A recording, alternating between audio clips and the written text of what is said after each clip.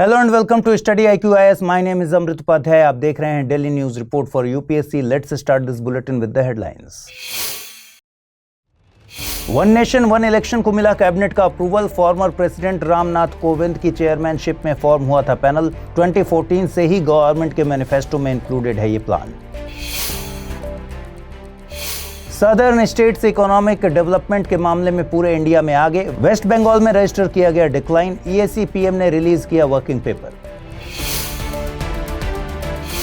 और मोहना सिंह LCA तेजस fly करने वाली first Indian women fighter pilot बनी। तरंग शक्ति एक्सरसाइज में रचा इतिहास। हिंदुस्तान एरोनॉटिक्स लिमिटेड ने मैन्युफैक्चर किया है तेजस।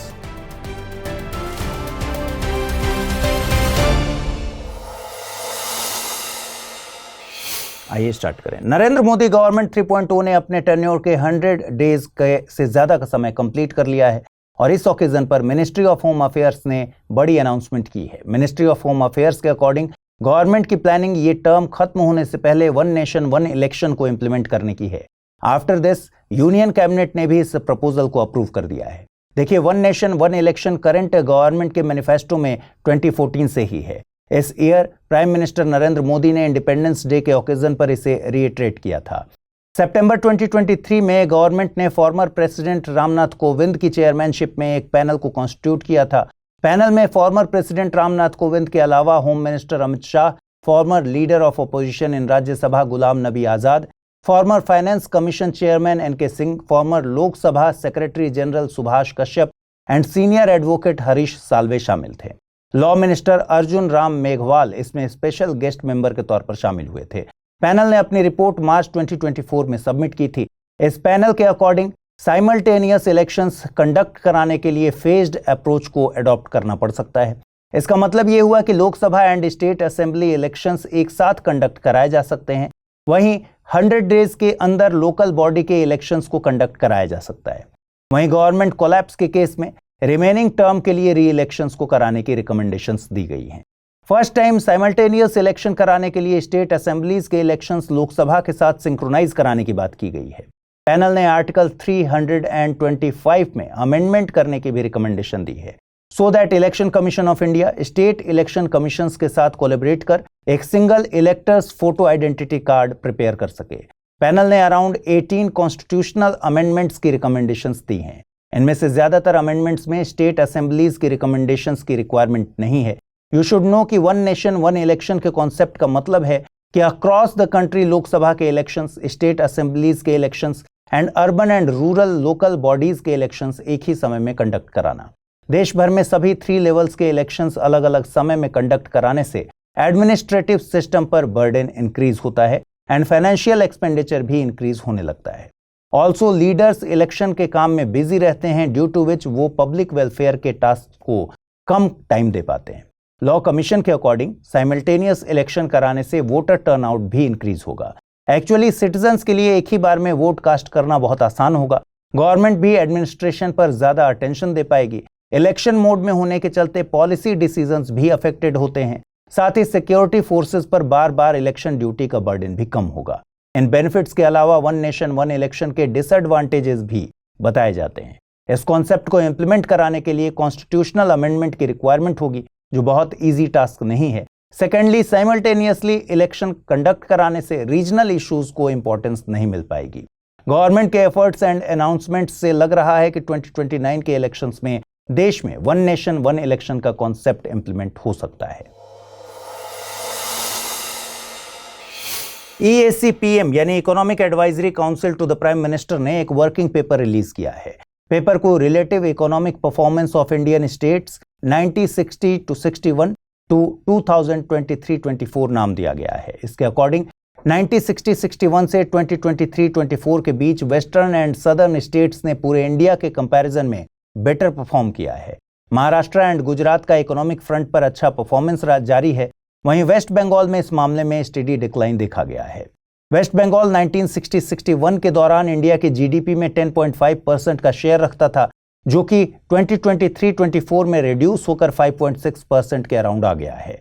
2023-24 में 5 southern states Karnataka, Andhra Pradesh, Telangana, Kerala and Tamil Nadu India की GDP में 30% से ज्यादा का शेयर रखते हैं। वहीं दिल्ली, तेलंगाना, कर्नाटका एंड हरियाणा की relative per capita income high रही एंड बिहार में lowest per capita income record की गई। दिल्ली की रिलेटिव पर कैपिटा इनकम 2023-24 में 250.8% थी, जो शो करता है कि दिल्ली की एवरेज इनकम नेशनल एवरेज से 2.5 टाइम्स हायर है। 1960-61 में कैपिटल की per capita income national average के 218.3% के साथ सबसे ज्यादा थी।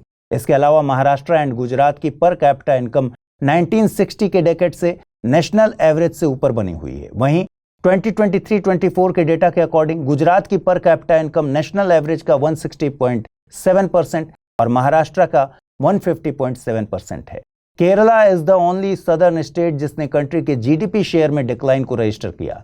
2000-2001 के दौरान ये शेयर 4.1% था, जो 2023-24, 2023-24 में फिगर रिड्यूस होकर 3.8% पर आ गया। मैंने न्यूज की शुरुआत में ही बताया था कि this working paper was released by EACPM। EACPM एक इंडिपेंडेंट बॉडी है। इसे गवर्नमेंट ऑफ इंडिया को, स्पेशली प्राइम मिनिस्टर को, इकोनॉमिक्स एंड उससे रिलेटेड इश्यूज पर एडवाइस देने के लिए फॉर्म किया गया है।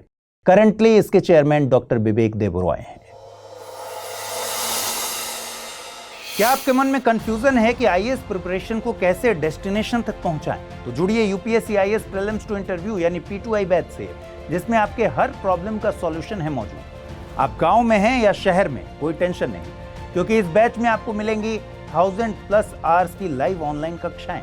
और आपको पढ़ते समय कोई कॉन्सेप्ट समझ नहीं आ रहा तो भी कोई बात नहीं, मेंटोरशिप प्रोग्राम का लाभ उठाइए और अपने मेंटोर से अपनी उलझन का समाधान पाइए। क्या मैं तैयार हूं? यदि इस सवाल का नहीं मिल रहा जवाब तो टेस्ट सीरीज का मिलेगा फायदा।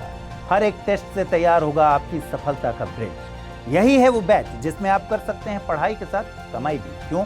क्योंकि हर टेस्ट के फर्स्ट रैंकर को मिलेगा 11,000 रुपए का इनाम। इतना ही नहीं, यदि आप प्री 2025 क्वालिफाई करते हैं तो आपकी पूरी फीस वापस कर दी जाएगी। ऐसे और भी कई फीचर्स हैं इस कोर्स में जिससे आपको हासिल होगी जीएस में महारत। सो जस्ट गो अहेड, आज ही जुड़िए हमसे, अमृत लाइव कोड का यूज कीजिए और एडमिशन लीजिए, करिए अपने सपने को साकार।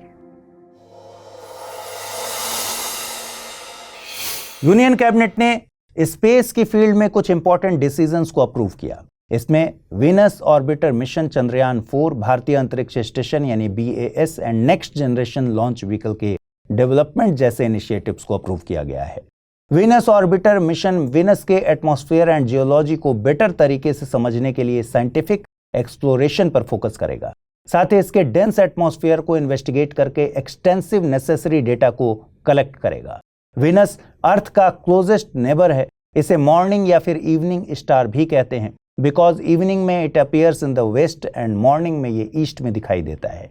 सन से डिस्टेंस के ऑर्डर में ये मरकरी के बाद आने वाला सेकंड प्लैनेट है। जैसे अर्थ के पास अपना मून है, वीनस के पास कोई भी नेचुरल सैटेलाइट नहीं है। इसे सोलर सिस्टम के हॉटेस्ट प्लैनेट का स्टेटस भी मिला है। इसका surface temperature around 464 degree Celsius है। वहीं चंद्रयान 4 में मून पर सक्सेसफुल लैंडिंग के बाद अर्थ पर वापस लौटने की टेक्नोलॉजी डेवलप की जाएगी। साथ ही ये मिशन मून से सैंपल्स कलेक्ट करके अर्थ पर वापस लेकर आएगा। थ्रू द भारतीय अंतरिक्ष स्टेशन BAS, इंडिया स्पेस में साइंटिफिक रिसर्च के लिए अपना खुद का स्पेस स्टेशन बिल्ड करना चाहता है। करंटली स्पेस में 2 स्पेस स्टेशन वर्क कर रहे हैं। USA की लीडरशिप में इंटरनेशनल स्पेस स्टेशन यानी ISS और चाइना का तियांगोंग। वहीं 2028 में BAS के फर्स्ट मॉड्यूल को लॉन्च करने का प्लान है। स्क्वाड्रन लीडर मोहना सिंह ने एक बार फिर से हिस्ट्री में अपना नाम गोल्डन लेटर्स में रजिस्टर करवा लिया है। रिसेंटली जोधपुर में तरंग शक्ति एक्सरसाइज ऑर्गेनाइज हुई थी। इस तरंग शक्ति एक्सरसाइज में मोहना सिंह LCA तेजस फ्लाई करने वाली first Indian women fighter pilot बन गई। यू शुड नो कि मोहना सिंह LCA तेजस ऑपरेट करने वाली 18 फ्लाइंग बुलेट्स स्क्वाड्रन में शामिल हो गई हैं। स्पेशल बात यह है कि इस एक्सरसाइज को आर्म्ड फोर्सेस द्वारा मेक इन इंडिया को सपोर्ट करने के एफर्ट्स के रूप में देखा जा रहा है। इस एक्सरसाइज में America, Greece, Sri Lanka, Australia and कई दूसरी कंट्रीज सहित वर्ल्ड की टॉप एयर फोर्सेस ने अपने टॉप लेवल फाइटर एयरक्राफ्ट्स के साथ पार्टिसिपेट किया था। स्क्वाड्रन लीडर मोहना सिंह की इस अचीवमेंट ने फिर से कंफर्म कर दिया है कि Indian air force gender equality and women empowerment के लिए फुल्ली डेडिकेटेड है। इट इज नोटवर्दी कि गवर्नमेंट ऑफ इंडिया द्वारा 2016 में विमेन के लिए फाइटर एयरक्राफ्ट सेक्टर ओपन कर दिया गया था और उसके बाद इंडियन एयरफोर्स में अराउंड 20 फीमेल फाइटर पायलट्स हैं।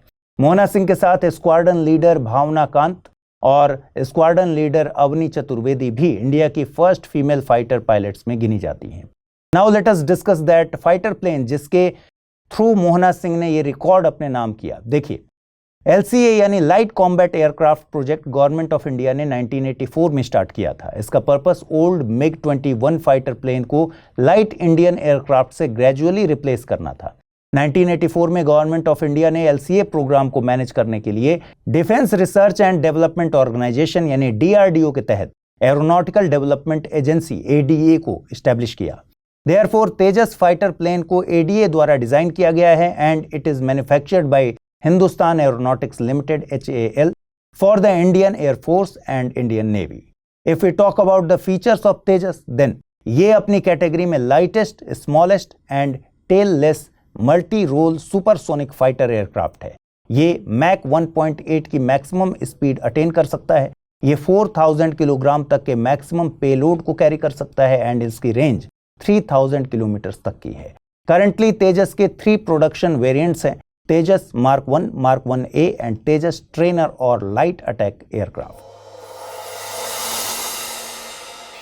Now it is time for the term of the day.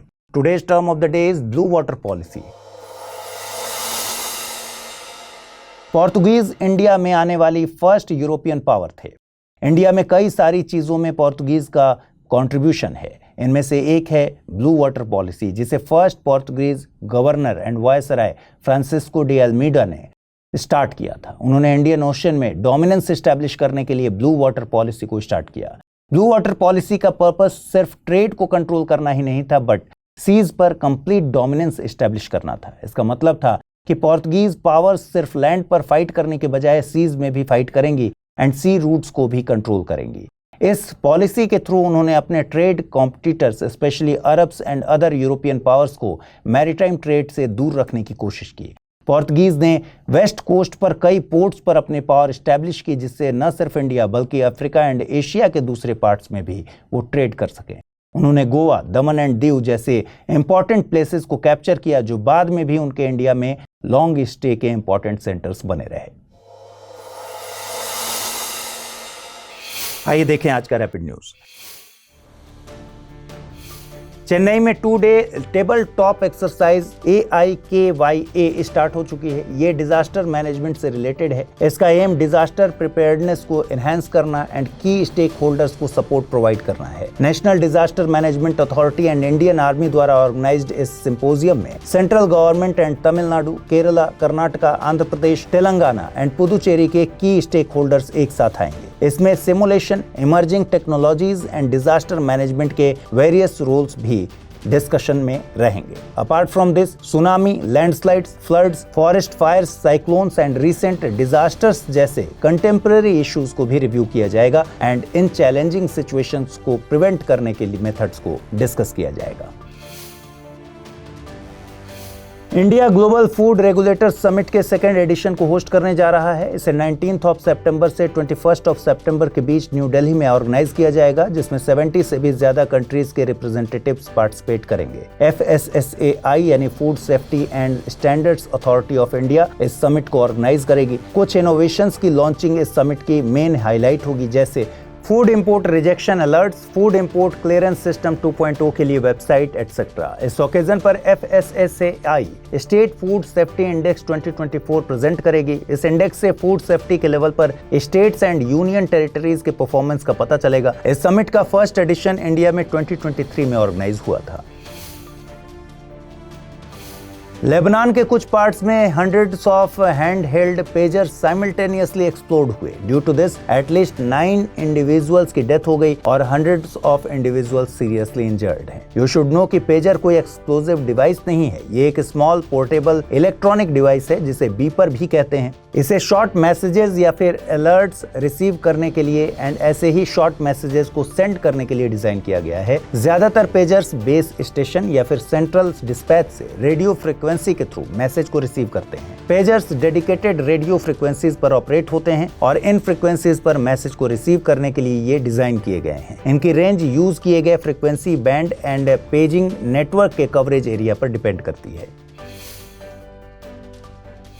Every year World Bamboo Day is celebrated on the 18th of September. Bamboo के बारे में अवेयरनेस रेज करने के लिए इसे celebrate किया जाता है। ये डे बैम्बू के मेडिकल एंड प्रैक्टिकल यूजेस को भी हाईलाइट करता है। ऑफिशियली इस डे को 2009 में थाईलैंड के बैंकॉक में 8th वर्ल्ड बैम्बू कॉन्फ्रेंस में एस्टैब्लिश किया गया था। It was supported by delegates from nearly 100 countries. Bamboo south east Asia and south Asia में significant economic and cultural importance रखता है एंड इसे वेराइटी ऑफ फील्ड्स में यूज किया जाता है, जैसे musical instruments, art, building materials etcetera. Globally world bamboo organisation WBO इसके कंजर्वेशन एंड सस्टेनेबल यूज को प्रमोट करने का काम करता है।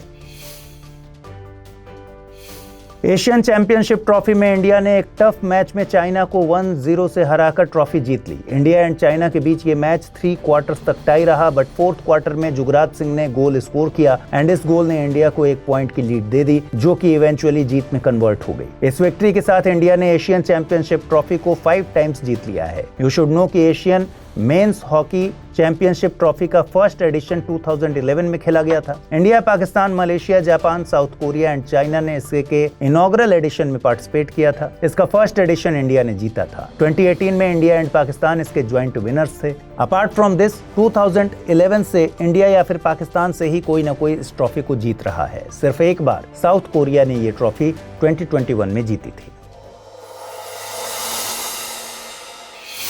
Now it's time to see questions based on the bulletin. First question is, relative economic performance of Indian states 1960-61 to 2023-24 is a working paper released by which of the following institutions? Niti Aayog, Public Accounts Committee, Prime Minister's Economic Advisory Council or Ministry of Finance?